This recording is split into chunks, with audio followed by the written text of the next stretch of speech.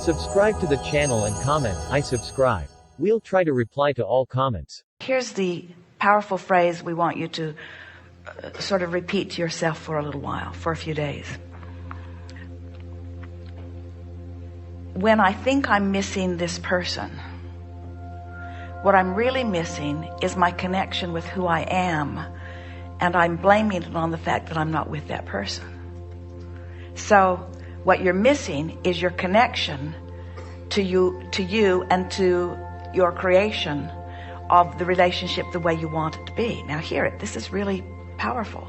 When you feel that feeling that feels like emptiness, you're missing your connection. And when you're missing your connection, you can't have the stuff that's in your vortex because you're denying yourself of it. The emotion indicates that. So when you say to someone, I miss you, I really suffer when we're not together, what you're saying is, I use us not being together as my excuse to not align with who I am, and therefore to deprive myself of everything that I want, including the improved relationship with you. As long as you miss someone and do it fairly frequently, things can't get better. The best relationship is when you say, I don't miss you at all. I don't miss you at all. Of course, you want them to be in the vortex with you and understand what you mean. Yeah. I don't miss you because I've learned how to align with who I am, so I am secure and fulfilled regardless of what you are off or I am off doing. I'm not dependent upon your behavior or on our location to feel good. I've trained myself into alignment with who I am, and I consistently feel good. So there are days where I am in the vortex and I feel great. And it really doesn't matter where the hell he is in the world. And then all of a sudden, it's like a GPS system. My mom says that he's got a GPS noose around me. Where I'm in the vortex and I'm feeling good, and all of a sudden the phone rings and I get on the phone and like talking to him isn't feeling good anymore. And I get right out of the vortex. You know, they spits it right out.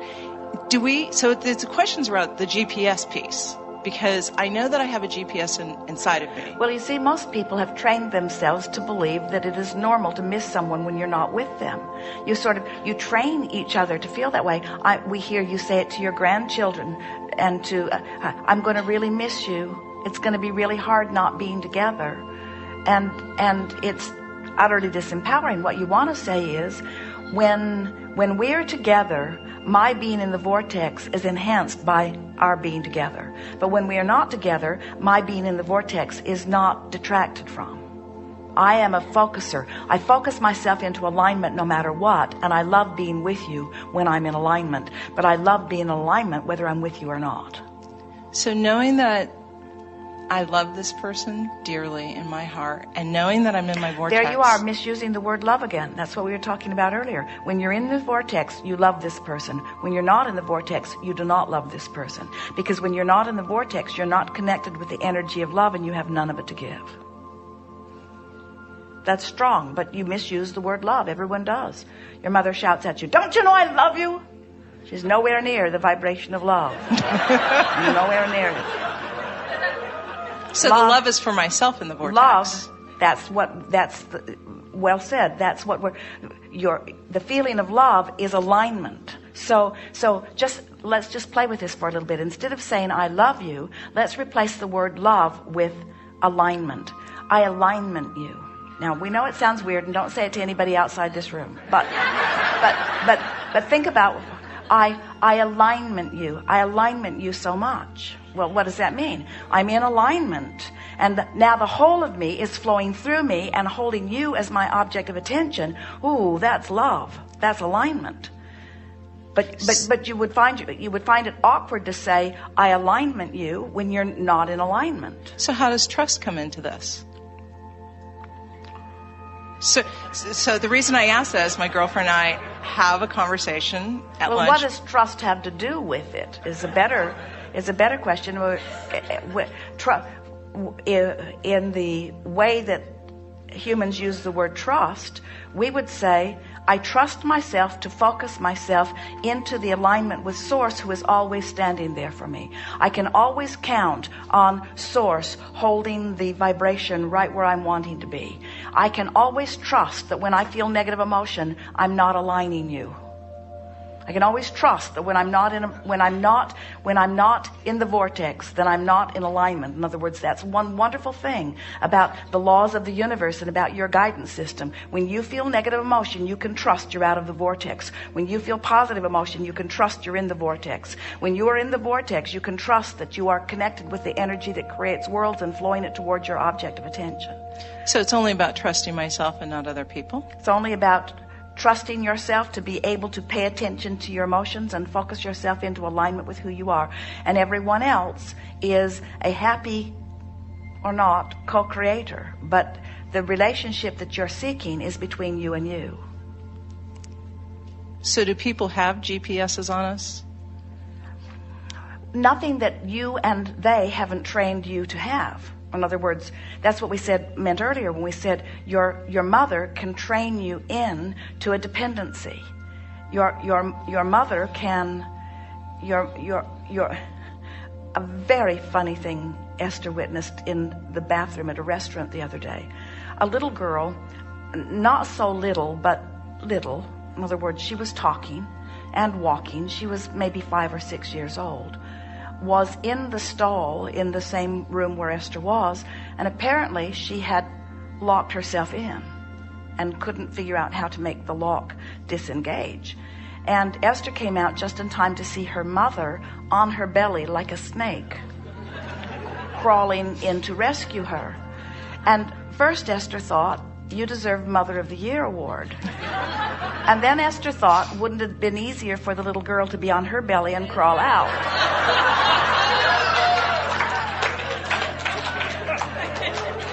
In other words, when you teach your children that you will rescue them, you disempower them, and then they often get locked in places.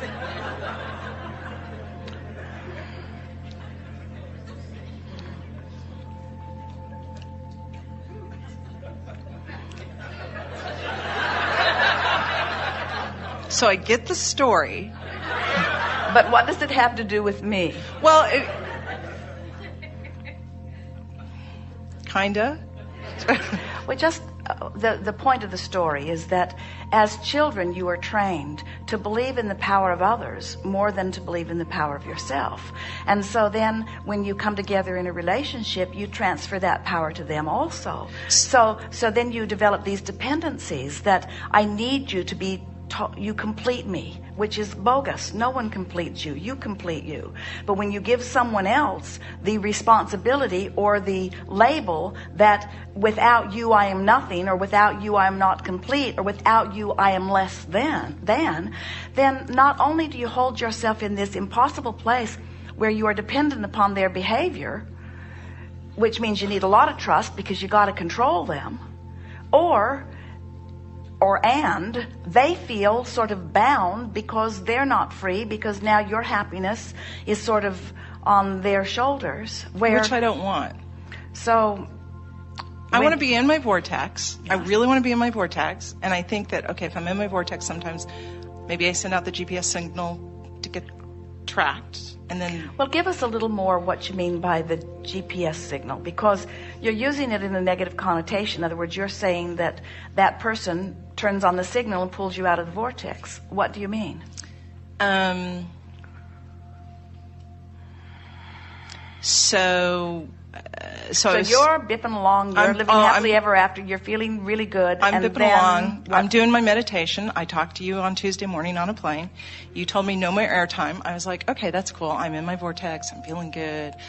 I'm going to be in this wonderful relationship, and here's how it feels. And on Wednesday,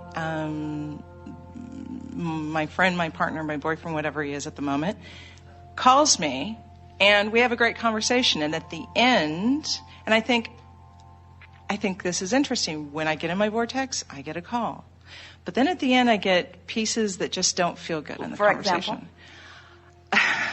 For example, he's talking to me all about he's selling some property and getting $2 million, and which he's talking about money and things like that. And he's talking about what he's going to do with that money and how he's going to be and what that looks like with him on a boat fishing, da-da-da-da. And I'm not in that story. And that didn't feel good. So I was over here. I was great. I was on planes. You were telling me no more airtime. But you see, so hear the contradiction in this. So we just had a lot of wonderful words that we exchanged, mostly us offering them at you. And we're talking about I'm trying to take it in. You're doing very well. I'm trying. You're doing very well. But you have a habit of vibration that we're just coaxing you away from. I want to stay over here. So you're on the airplane and you are, by your words, tuned in, feeling good, in alignment with who you are.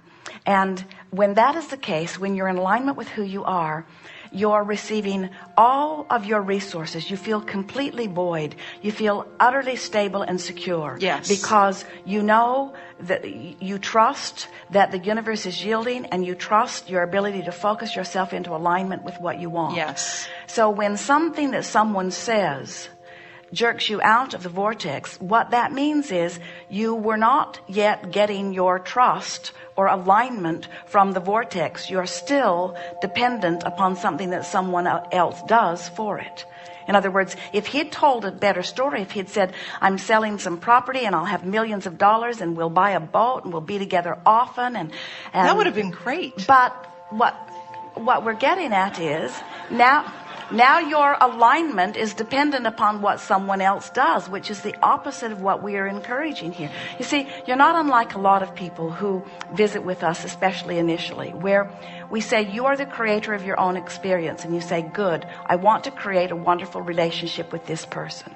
And then we say, you are the creator of your own experience, which means exposure to life causes you to ask for things. And you say, good, I want a really good relationship with this person. And we say, you are the creator of your own experience. Wait, you are the creator of your own experience, because you'll just talk. No, but that's the point. That's the point. I'm willing to give that person up. I want this so much. I don't need that. And that's... But you can't get there from there. In other words, you can't get there. It's too big of a jump. You're not even in the ballpark. You can't get there from there. And here's what we mean by that.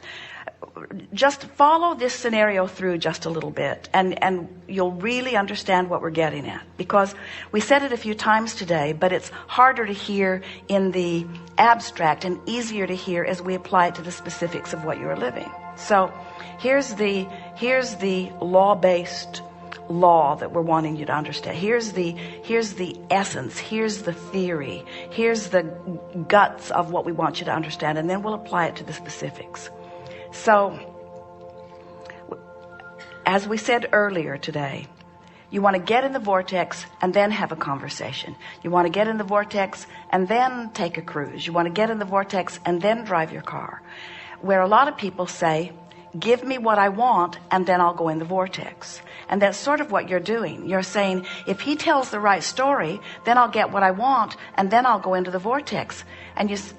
Or you're saying, if I can believe that I'm going to get what I want, then I'll use that as my reason to go into the vortex. And as we said to our friend who is seeking physical balance, we want you to set your anomaly or your illness or your broken relationship, we're making that a stronger word than it needs to be, your broken body or your broken relationship. You want you to set that aside and just get in the vortex. We want you to not get in the vortex to fix things. We don't want you to get in the vortex so that you can have this relationship. And yet that's the reason that a lot of people come and want to learn what we're teaching, because there are things they want and they're willing to do whatever it takes to get what they want. And that's what we meant playfully when we say, I'm willing, from your physical perspective you speak, I'm willing to pay the incredible price of getting happy and getting in the vortex if it'll give me what I want. And we just want you to realize that everything that you want is to be happy. The reason you want that relationship is because you want to feel good. And when you show yourself that you can feel good with or without it, then you can have it. But until you've shown yourself that you can feel good with it or without it, you can't get it, because you don't let yourself in the vortex except in those moments when he's behaving in a way that makes you believe. Can you hear that? So you're powerless to what he's saying.